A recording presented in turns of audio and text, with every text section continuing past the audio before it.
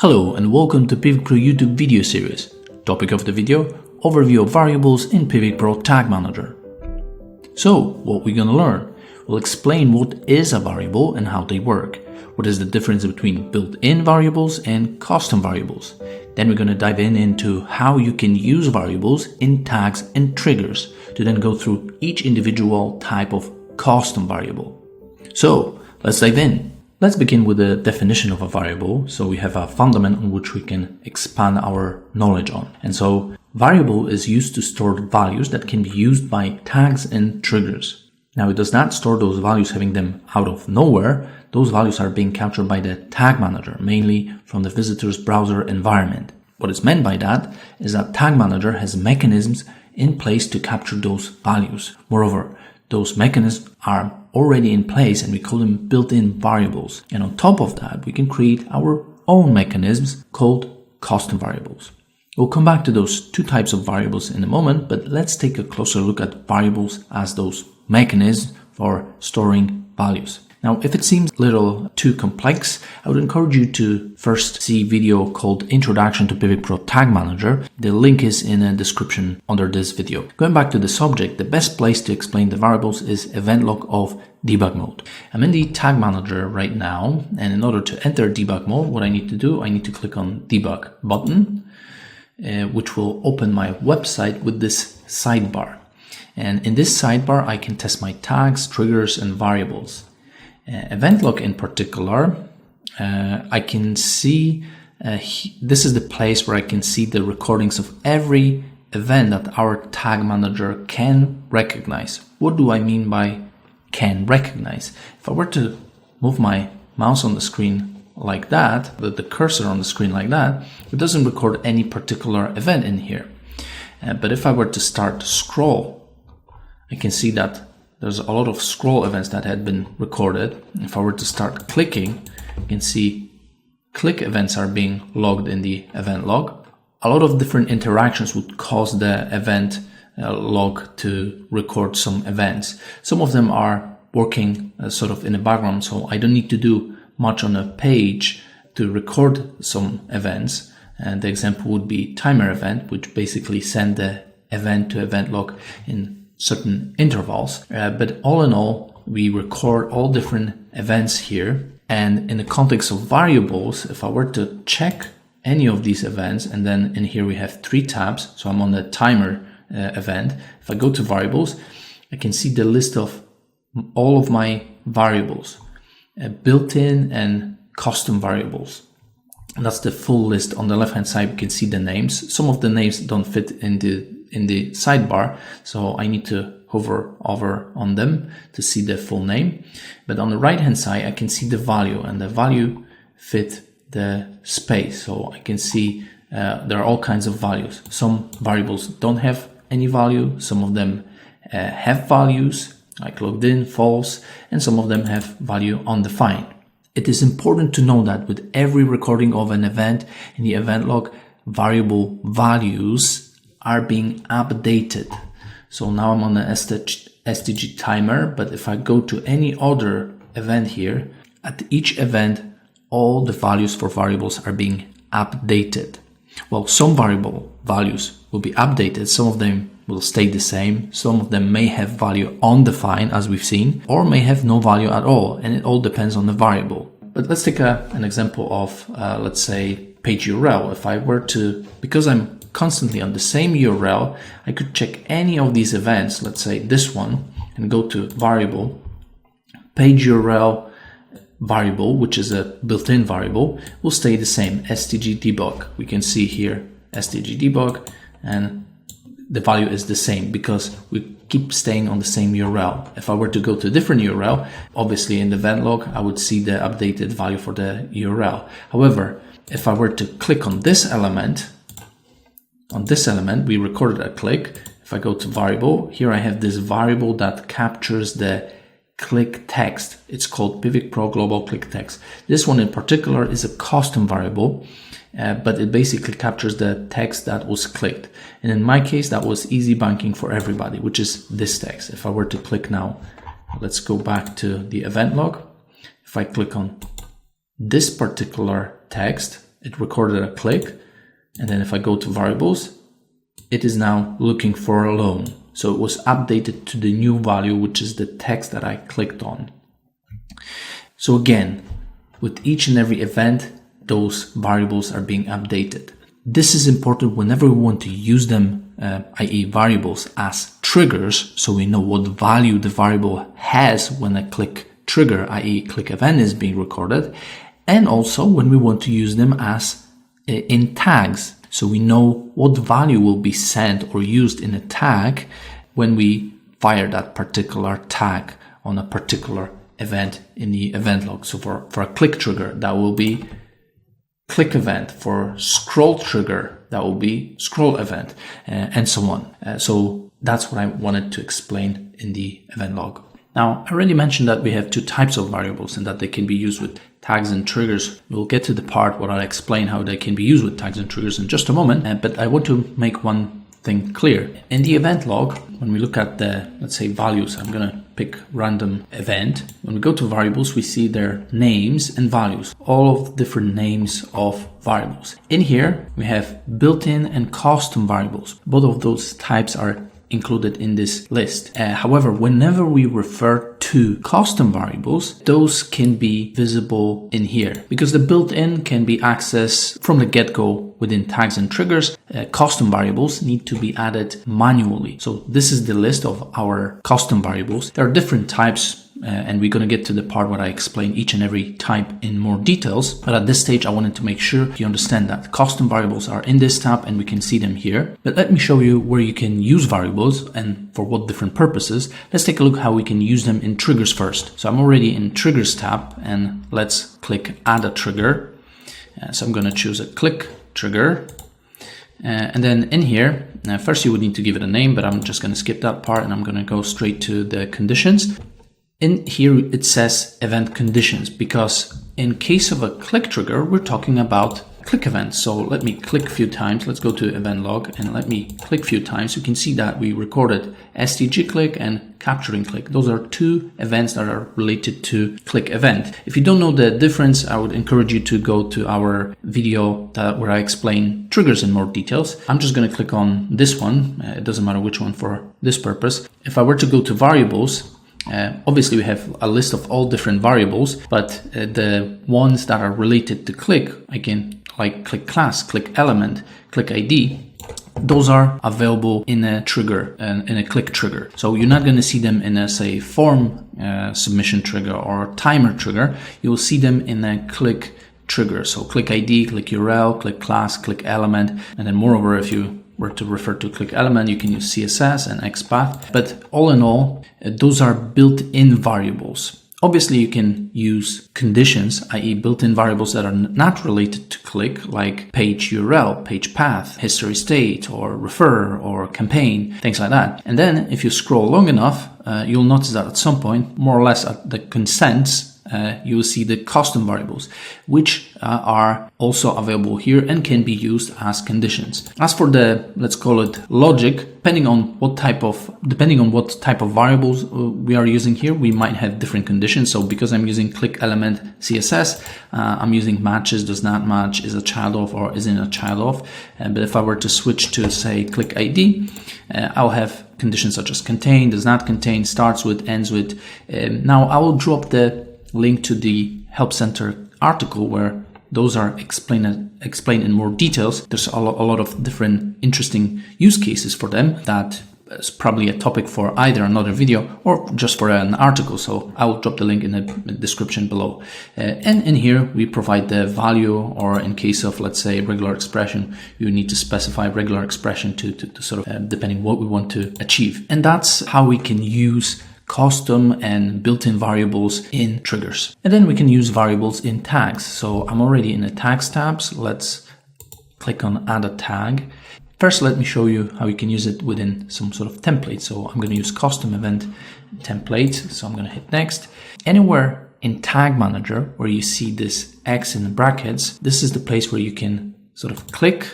You can enter the value manually, let's say test, and that will be fixed value. But using variable allows us to use dynamic value.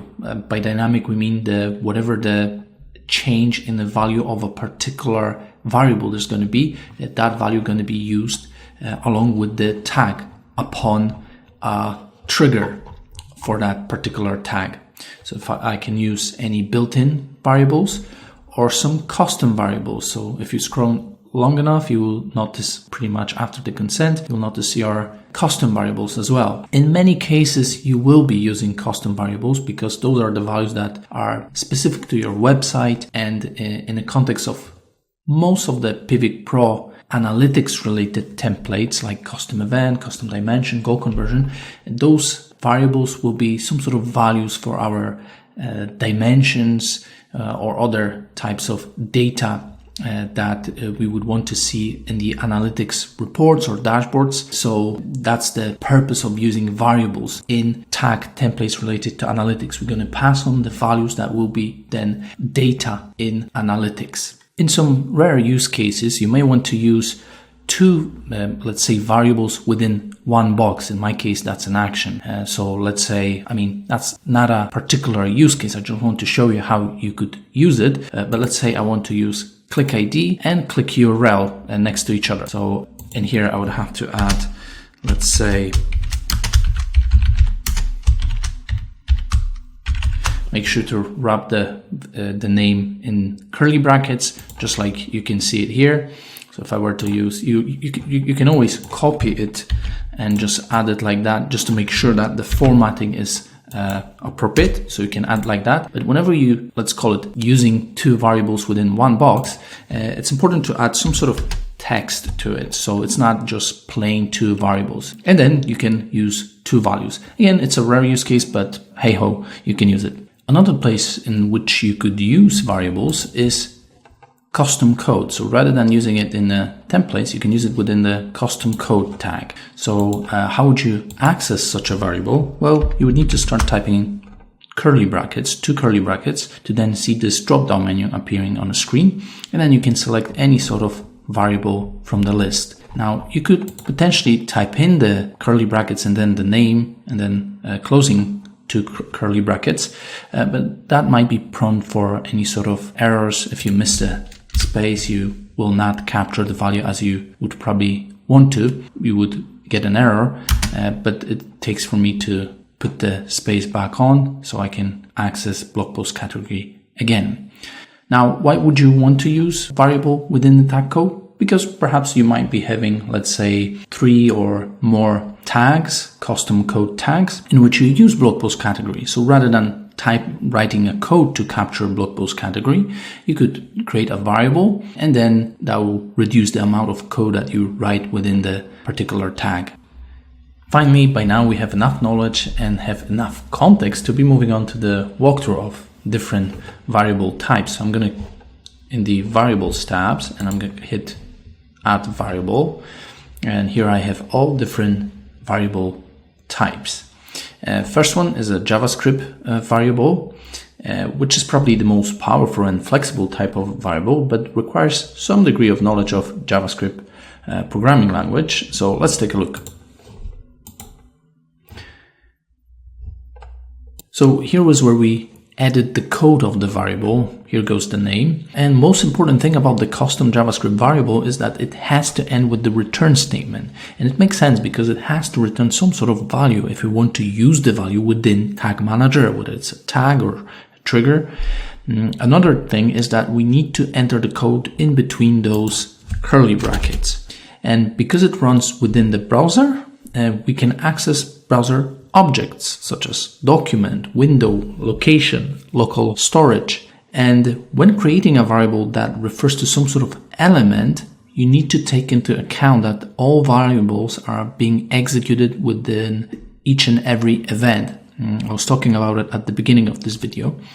So no matter whether the element is there or not, we're gonna run the code. If it's not there, it will cause an error in the browser console. An example of this issue would be if we were to capture the value of a blog post category, but the visitor is on a home page where this value cannot be captured. So the good practice would be to use some sort of if statement. So let me give you an example. I'm going to copy it and paste it in here. So that would be the example. We declare a variable and we basically capture the value using document element. So that's the example of using the object in which we capture the query selector, some sort of selector. And then if that element exists, that's the if statement, we're going to return the value. So it ends with the return value. This is what we mean by it has to end with the return value. So that's a correct way of using a variable. As an alternative to this code, we could use a shorthand. So again, I'm going to paste another code. In here we have this shorthand, meaning basically the returns the same value of some sort of selector, but in here we have this question mark, which is a shorthand for if statement, and that could be also used as an alternative. However, this shorthand may not work for some very old browser versions, so we need to bear that in mind. Finally, you can use a variable within the variable. So let's just, I'm not going to create any code. It's just going to show you that you can use a variable within the variable. So you can take advantage of variables that you already have. However, keep in mind that it cannot contain a circular dependency. Don't create a closed loop. So for example, variable A depends on variable B, B depends on C, and then C depends back on the variable A. That sort of dependencies won't work with the variable. Next custom variable type is constant. So this is the one, which is probably the most simple of them all. Basically, it allows us to add fixed value for the variable, so we don't have to copy the value manually every time when we use it throughout the tag manager. So within tag templates or custom code. Let's create one actually. I'm going to create one for Facebook, or should I say Meta Pixel, but you can store any some sort of API keys or any other values that you may want to use within the code or within tag templates. So I'm going to use the Meta Pixel. I'm not going to use the actual value. I'm just going to paste just some random number.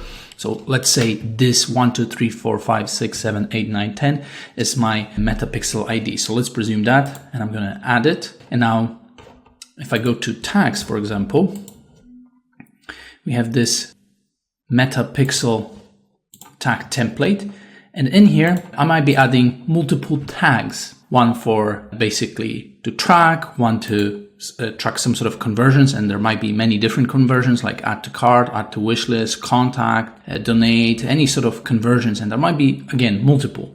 So we might be using Pixel ID many times, and rather than copying and pasting it from Facebook or Meta sort of advertising platform, now we have it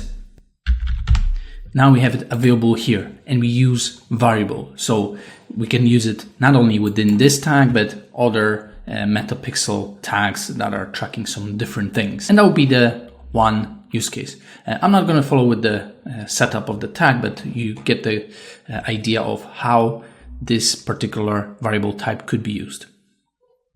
Another variable is cookie variable, which is where we can use it to capture values of the cookies and then use it for any sort of purposes within Tag Manager. So the use case could be some sort of personalization cookie that could be then used by the variable and then within Tag Manager, or login status. So let's take a login status. That's a good example. If login status on our website is being handled by the cookie in the browser, we could then use it by creating login status, some sort of cookie variable. And then that variable could be then used as custom dimension. So the value of the cookie, let's say login status was true or false, that would be the value. We could then use it as a custom dimension value, and later we could see how many sessions we've had when the visitors were logged in. That's just the example, but there'll be many other use cases, totally different from the one that I've shown you, explained you.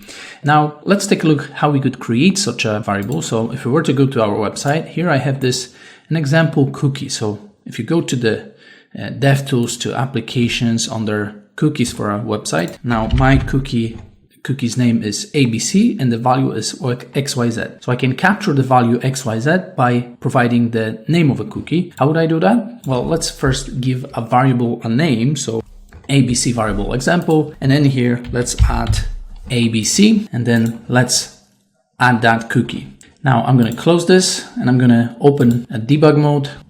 Now if I were to go to event log and let's say check any sort of event, because cookie should be there with each and every event, ABC variable XYZ. So that's the name of my variable and that's the value of the variable XYZ. So that's how you can use cookie variable. Another variable is a data layer variable. If you don't know what is data layer, it's a JavaScript object used in web analytics to store and pass information about the web page and user interaction. Very often used in e-commerce, but not only. Now, if you're watching this part of the video, the data layer custom variable part to set up e-commerce tracking, know that Piwik Pro provides e-commerce templates. And if your data layer structure is with the accordance to Google Analytics 4 data layer structure or Universal Google Analytics structure for that matter, the older version of Google Analytics, using our tag templates will do the variable mapping automatically. So please have a look at the article below this video to get more information on that. But let's explain how you can use data layer variable. So let's click on add a variable. We've got the data layer variable type here. Click next.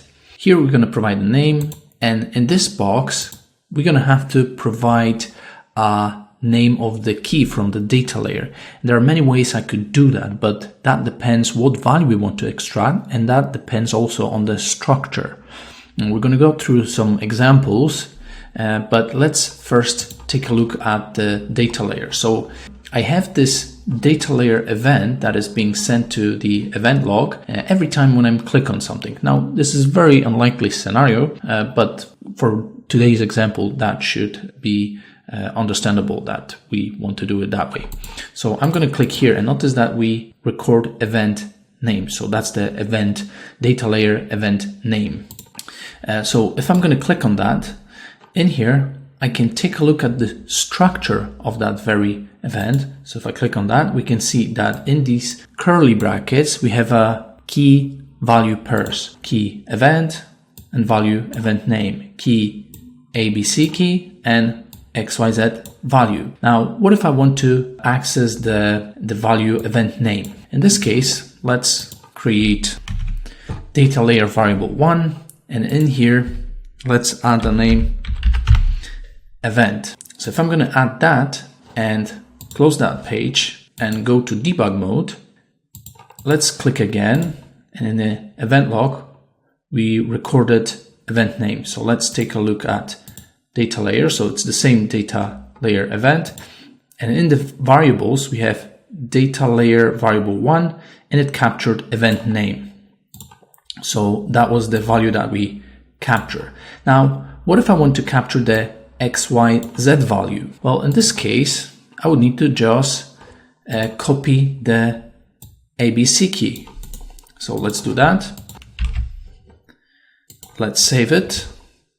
And let's go to debug mode again, and then let's click a few times. So we record let's click again. So we have event name here. Again, it's the same data layer event. And now it captured XYZ value. So we capture that by adding ABC to our data layer variable. Now, what if our data layer event has more complex structure? E-commerce data layer structure could be a good use case, and I'm on a page where I am clicking on an add to cart button to send add to cart event. So if I click on that, notice that we have add to cart event. But as I mentioned earlier, there might be no need to add variables for e-commerce tracking. Nonetheless, it's a good example to explain how to work with more complex so-called nested data layers. So let's take a look at the structure of that very event. So if I go to in here, data layer, notice that we still have key and value. We have key, and then as value, we have this object, right? Now, so the structure is a bit nested. We have currency code under e-commerce, and then again, the next thing is add, but then under add, we have another object. And inside that object, there's a product, and product is an array that has one item, which is an object. So that's basically the structure. So let's start slowly. So what if I want to just capture the value of the e-commerce? Now in this case, it's quite straightforward. Let's create another variable for this purpose. Data layer variable 2. And in here, I'm just going to copy e-commerce and I'm going to add it here. So it's a known procedure. Let's refresh. Let's click add to cart. Let's click on add to cart event. Again, that's the same that we were just looking at it. But now it captured the entire structure, the entire object. So data layer variable 2, we can see that it captured basically everything in here, right? Now, okay, so that was fairly straightforward. Now, what if we want to capture a currency code? So the value is USD. Well, in this case, we would need to add currency code. So we're using dot notation to access the currency code underneath the e-commerce, right? Okay, so let's save it and let's refresh the page. Let's click add to cart, go to event log, add to cart. Again, it's the same structure. Now notice that now we have USD. So we captured the USD from here by accessing first e-commerce and then using dot notation to grab the currency code. Now the next one is add. So then what if we want to, let's say, access the products, whatever the information is in here, right? In this array, basically grab the entire array. If that's the case, we would need to change from currency to add, and then using another dot notation and using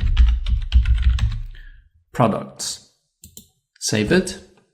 So let me explain again. We first access e-commerce, then add, and then another dot to access products.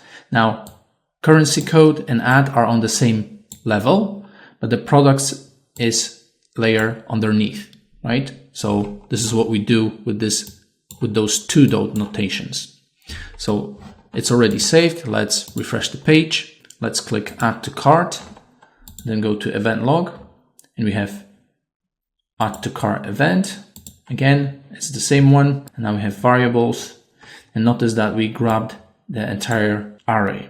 Now, how do we access an array? Well, in this case, what we would need to do is to take advantage of the JavaScript variable, and then within JavaScript variable, access that very variable. So let's do that. I'm going to hit add variable, custom.js. So let's call it, first let's decide what we want to capture. So from that very, say, array, I want to capture, let's say, name. So what I need to do, first, let's call it, that's the name of my variable, e-commerce add to cart name.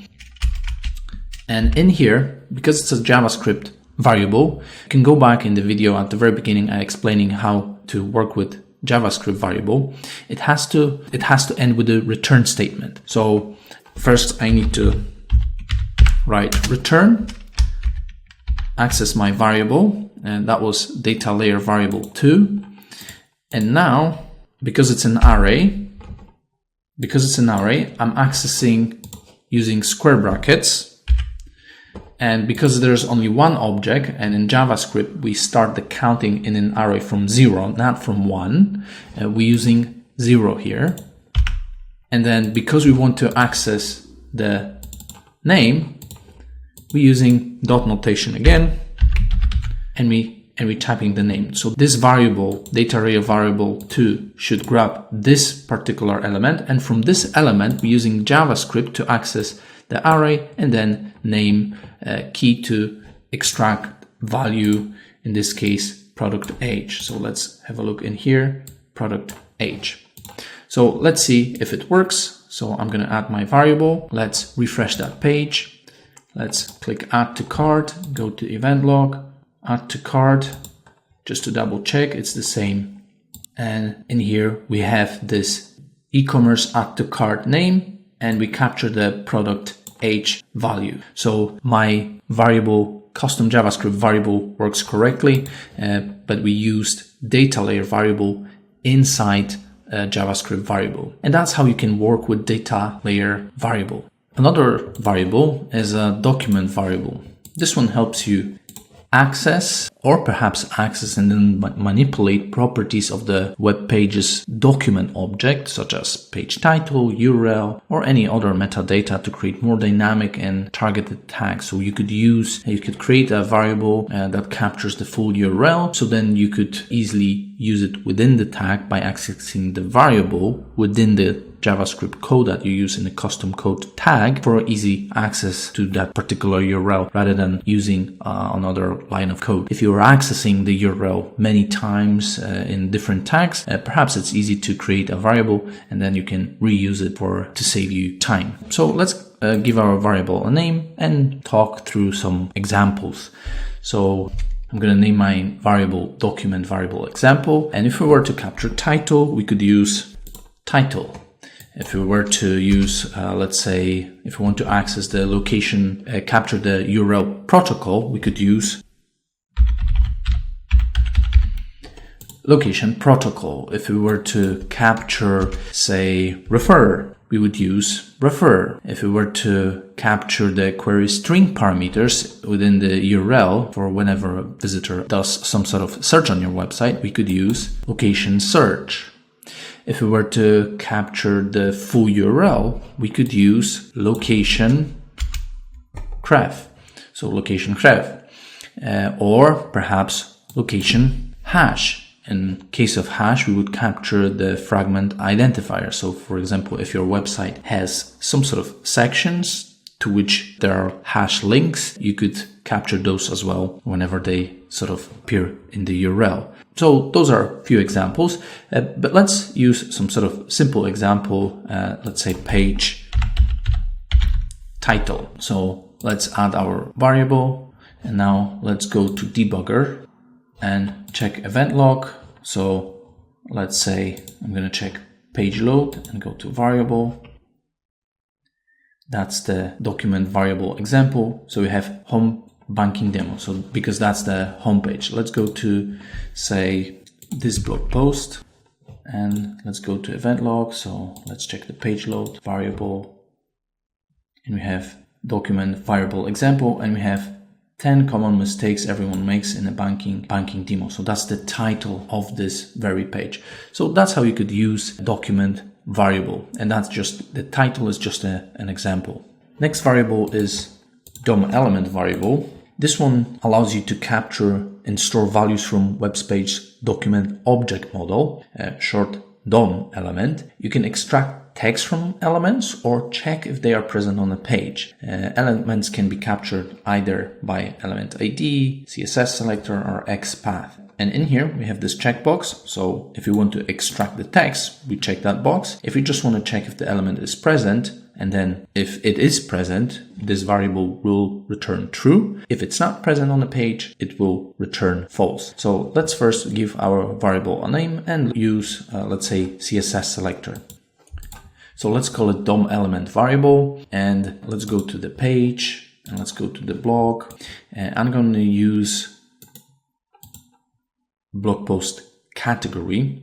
So I do have a class. I don't have an ID, so I can't use the element ID, but I will use CSS selector. Before I'm going to use CSS selector, let me show you how I would proceed if I were to use XPath. I could right click on the element and go to copy and copy the full XPath, and I would be able to extract the text potentially or check if it's present or not. Now, there's some downside to using XPath. So I'm going to use CSS selector. In this case, I need to copy the class, and in order to point to the class of the element, I need to use dot. There are different ways of capturing values from the DOM element using CSS selectors, and dot is if I were to refer to class, or for example, if I were to refer to ID, I would use hash and so on. So in my case, that's a class, so I'm going to use it like that, and I'm going to paste post category.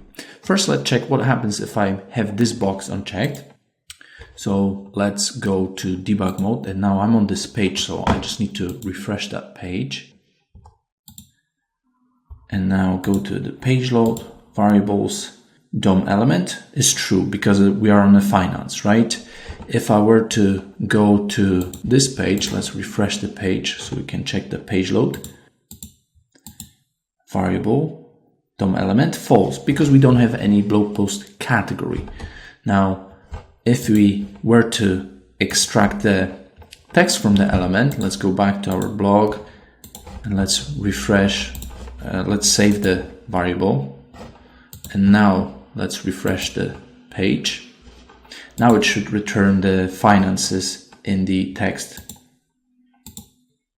DOM element variable, and it returned finances. So that's how you can use DOM element variable.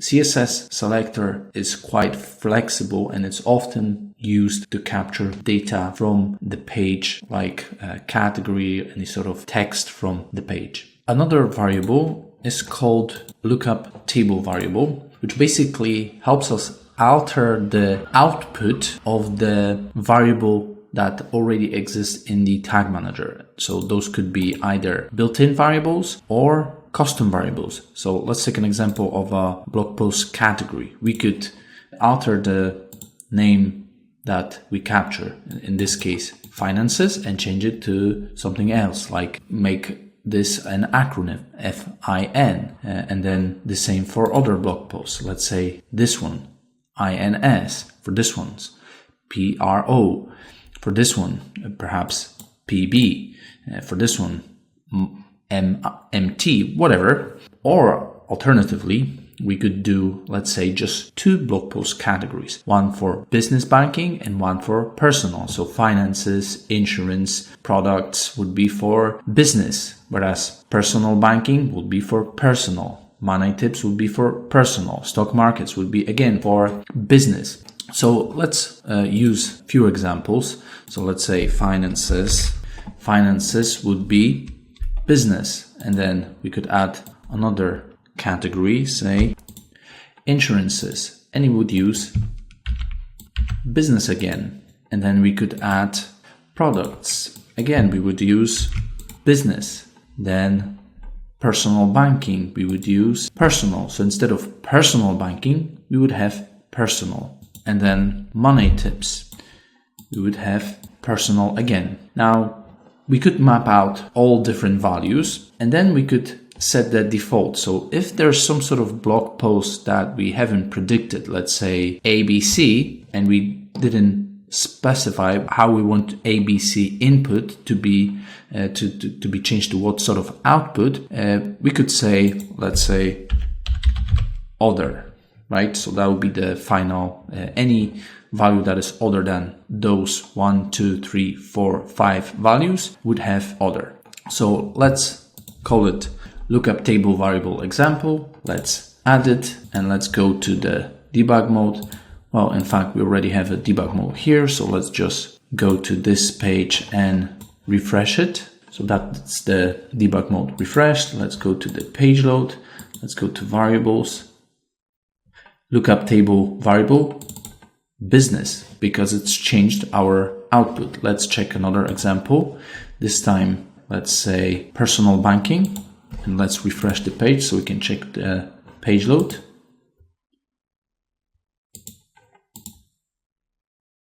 Lookup table, personal. So it's not personal banking, it's personal. So this is what we mean by changing the value from personal banking to personal, from finances to business. But again, we could change it from finances, we could change it to FIN. Insurance, we could change it to INS. Product would be PRD, we could change it to that. And this could be PB, personal banking. And money tips could be and tip. So we could change it to some sort of acronyms if that better serves our purpose of this of those values. And then we always need to remember about the default value. So if there will be any other value, let's actually check if we have any other blog post that is not stock market. So let's check the stock market and let's refresh the page, and that should give us the value other. So let's check the page load variable.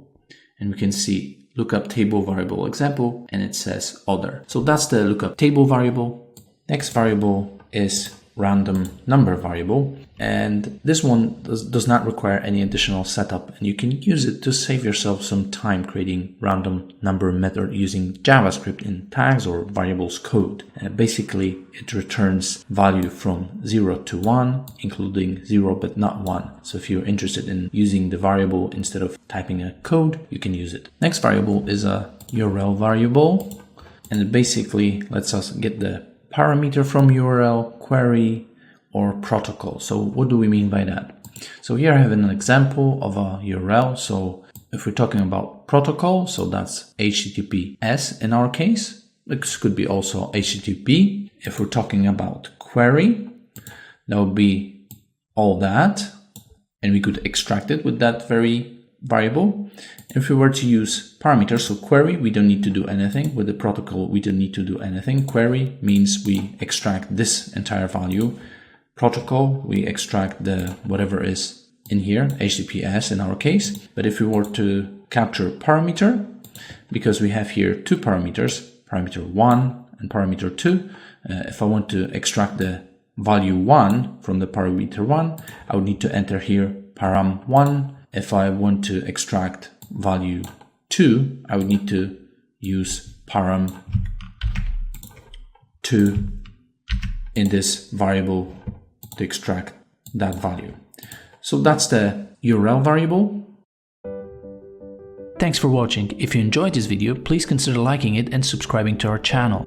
Check the description below to find some useful links like free Piwik PRO sign up page, community forum page, and links to related videos. Until next time.